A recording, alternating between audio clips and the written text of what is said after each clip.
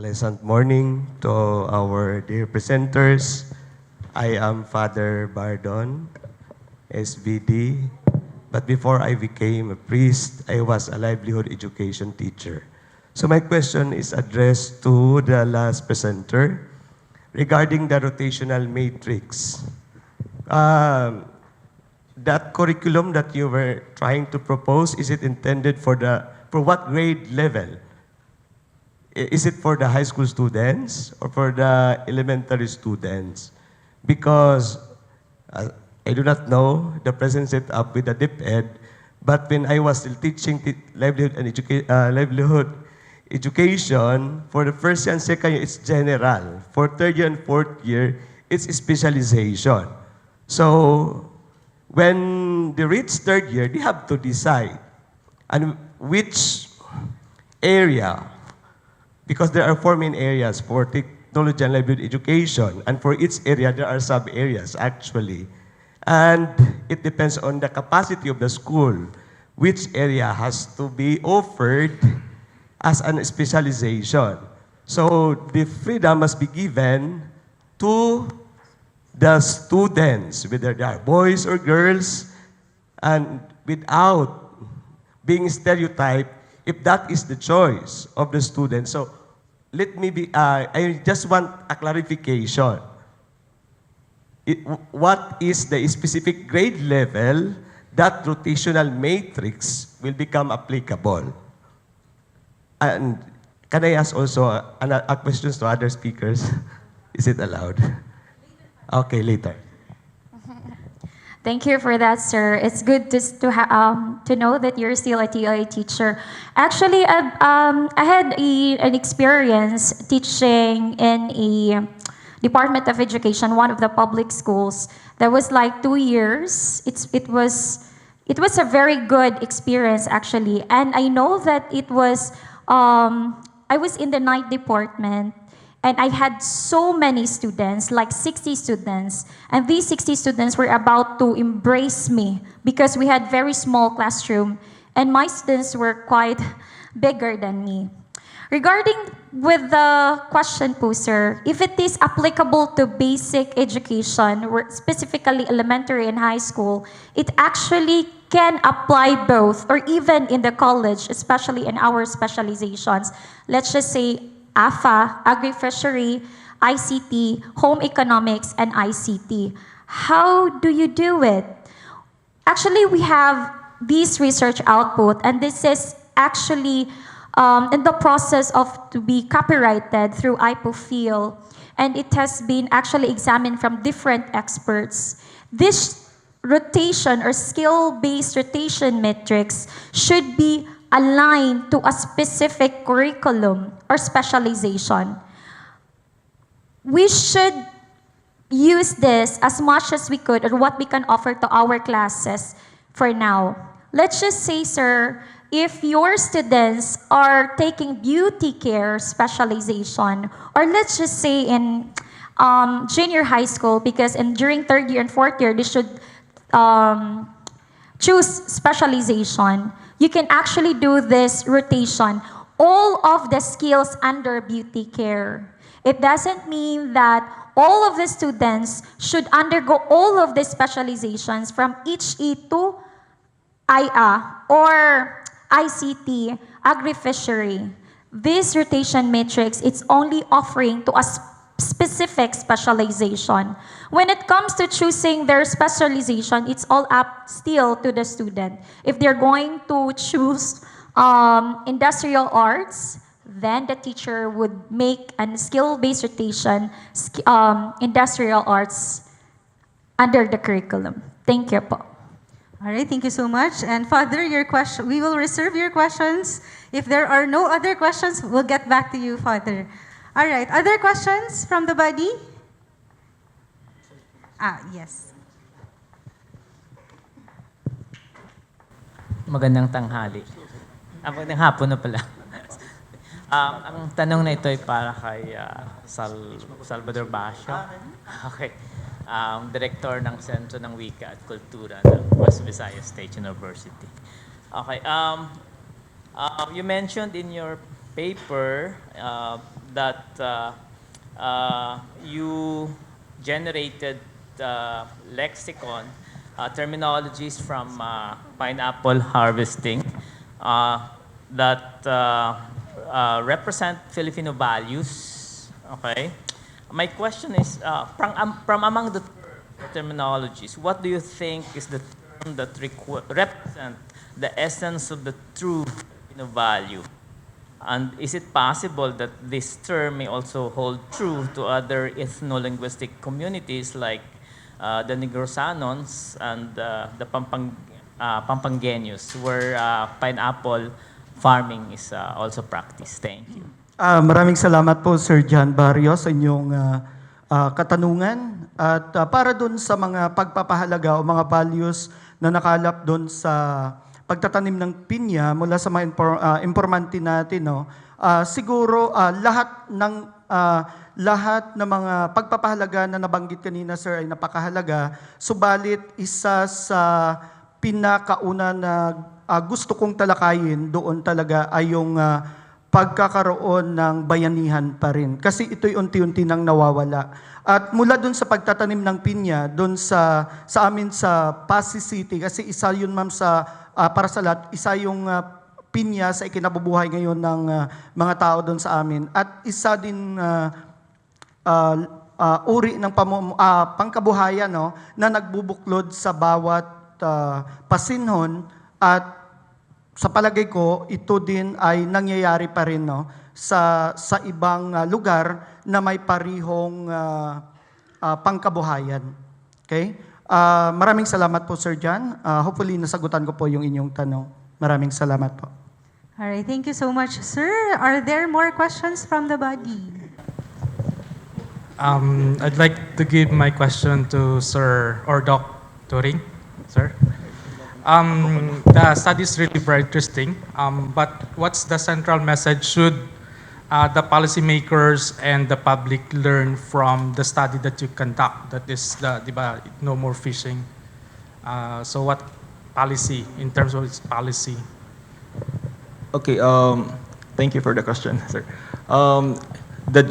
In a general standpoint, being a development anthropologist, we are not against development. We are not against the, building the CCLX. What we are after is, in virtue of sustainability, everyone should be together in progress. If they're gonna plan to build a bridge, they should include those who are affected, which now, according to my findings, were obviously neglected. And it's actually very complicated. It's intertwined with politics. And that's why this research never really came out in public, as I'm also very sensitive in sharing information, could reveal some information with my informants. In fact, most of the images that you saw were coming from the screenshots of my documentary film that I made related to this research, which I only presented in a limited audience in a classroom or academic setting such as this. And if you remember last 2022, for example, because there's that viral picture of Rappler and with the bridge and puzzle, if you remember that issue. So I tried to make a post sa Facebook just to weigh in my opinion on the matter. Then plug input sa my research. I know I did 3 research papers on puzzle, on the fish trade, blah, blah, blah. And then I just tried to provide data. But since it's election time, there was political coloring on my post na, you piklawan ka, or something like that, which it is not, it's, these are things na, as an academic, I'm also very much vulnerable. Even my message could not be accurately conveyed because of, this highly polarized political discourse that we have now. And Muna, if you're asking me the central question, it's really like that. If any private institution or government, you should include those who are marginalized, and we as scholars take the preferential attention to those who are in the margins. That's my answer. All right, thank you so much, Dr. Turing. Other questions from the body? Thank you. I actually had 2 questions, but the first question was also the same way, sir, about the policy implications, since I'm also leaning towards policy. And I would like to share an insight regarding this, since we have more close atong studies. And actually, it is also, just to share to everyone, it's also my first time to present my study to the public because I'm also afraid basig maka-backlash since it's also related towards the vulnerabilities of the community when with the fourth bridge nga establishing. But an insight that I would like to share is development is not development at all if there's it will affect the deemed vulnerable sectors. So that's really the key insights where development practitioners always trying to put internally when doing the developmental work. But my question is actually not really as I try to scan through your abstract. I'm actually curious. It's not covered to your scope, but maybe by any chance that it came out into your conversation with the fisher folks there in Pasil. Okay, recently, from last year, no, there was a fecalysis na laboratory was tested sa may Pasil, and it found out na taas kayo ang total coliform, fecal coliform. So it might also be an interesting murag basig nigawas siya ba to your conversation na how did they try to survive or be resilient with that kanang, you know, of course naghilig sila mag-diving and then their livelihood might be affected because of it, and how did they sustain regardless of, you know, the existence of high coliform, total coliform sa sea. So kana lang, you don't need to question if wala ni mo na explore, but maybe by any chance. Okay, yeah, just for context, the fieldwork data I have was, the latest was in 2017 na, so medyo outdated na ni. At that time, the fisher folks can still access Shell Island, and I was also with them. And if you're asking coliform content, aktik pag-dive na ako nangatol man ko to. If I remember correctly. Even I was, I think I have some, discomfort after diving with them. And what happened man, during the construction, this is post-fieldwork na mga narratives na. After the construction, or during the construction of that CCLX, di na sila ka-sued sa Shell Island. So, one of my informants, instead of going to their traditional fishing ground in Shell Island or diving ground, ato na sila sa pier,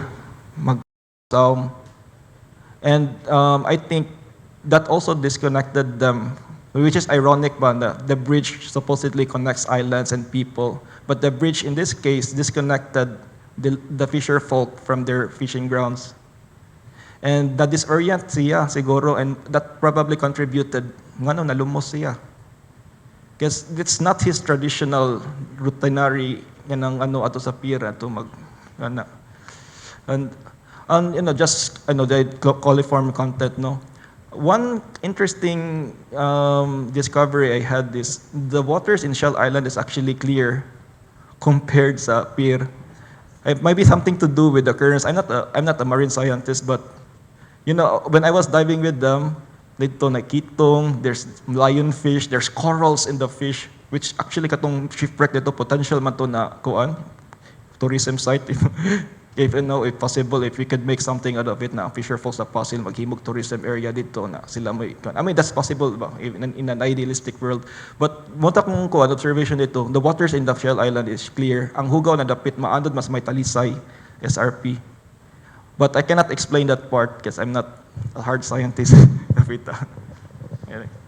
Thank you so much. I'd like to raise my question to the pineapple, rice, and fishing researchers. Is there a way, or do you plan to extend your research to make it interdisciplinary, to merge it with other disciplines, or situate it within this climate change framework? Like, because what you've shown where, local traditional knowledge, no, from our fishermen and farmers, and they are legitimate, valid source of knowledge. Now, of course, there's an ongoing debate with what is more authoritative, no, the scientific knowledge or the local knowledge. But yeah, and of course, knowing that the dominant discourse in the climate change negotiation table is still the science the science-based technical information. So, but there's now a movement, very strong movement to decolonize science, the climate science. So, of course, you have very good stories, very good research rooted in the live realities of the fishermen and the farmers. So, do you consider, would it be possible for your research to extend it, to make it interdisciplinary and situate it within the climate science framework? Okay, thank you so much, ma'am, for that very significant question. Honestly, this is not only for the language studies like English or Filipino. However, some other discipline can do ethno-mathematics, ethno-science. And in Iloilo, ma'am, many of our learners, graduate school students, they had studies regarding different ethno-mathematics, ethno-science in the field of fishing, farming, and etc. So I really acknowledge that some of us here can really do studies related to your field, talking about farming. So aside from what I presented, I also mentioned linguistic studies on planting sugarcane and corn. So it is possible, ma'am, that they can do the same. And for the information of everybody, this study is really is a project again presented to the university, and it was funded like 386,000. And I need more subsidies, maybe from the NCCE, kung matanggap yung aking proposal balang araw or sa mga susunod na buwan, ma'am. So, thank you so much, everyone, and good day again. Hi, ma'am. Thank you for that question. The only question for me, I think. The study is addressing a knowledge gap. So, it's not yet documented. Therefore, we candidate the study. Since I'm the director of Sentro ng Wika at Kultura, so one of our function is to conduct studies on cultural heritage, then document them. So, an initial step to make it interdisciplinary, the advisor of that two students is actually a science teacher. But for now, one of the limitations is the one you've mentioned, to have an interdisciplinary perspective into the study. So that's why I have a science teacher. Then for now, the goal is to document it first. And since we are in the teacher education discipline, have perhaps later make materials out of it to become a useful material for basic education. But yes po, rest assured that on our ways forward is to have people coming from the agricultural sector, because we in BIPSO we have agricultural courses and programs as well, and then the science people as well, to make it interdisciplinary. And actually that's one of our recommendation, perhaps to provide scientific data as well to the cultural data that we have initially documented. Rest assured that this is the first step, and we could not tackle everything at the same time. And then the one that you are suggesting to make it interdisciplinary is very much taken into consideration in the future studies. Thank you po. Okay, just very quick lang. In terms of the question on interdisciplinarity, aside from the responses I have regarding policy making and then the suggestion regarding tourism and all, there's a surge for green environmentalism in Cebu now. And we could probably establish action research and mechanisms ba na i-integrate sila sa system. If we want to clean our seas, then we can hire them para income nila, then, because they're the experts. They know where the garbage are. And then probably establish some kaning companies that could process the garbage from the sea. That could be their forms of livelihood. We can clean the environment, we can provide income for them. At the same time, just to underscore, we should also decolonize academia. Okay? It doesn't mean that we're educated, we know better than them in terms of the environment. Kisa guntong, hilas kayo test da, mga og certificate sa ilaha. Pero kisa mas hawd mo musaom. Of course, sila compared na ng kisa gipang train. And these are things now we need to think about. Just to reiterate this, critical point nako na probably in events like this, we should probably get the community involved so that they could also speak for themselves.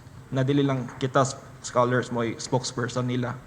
And as part of, community cohesion and, healing and kanang providing a platform where all parties could actually be part of the conversation and the development of Cebu or progress in the nation in general. Thank you. All right, thank you so much, Dr. Tari. And to our second session presenters,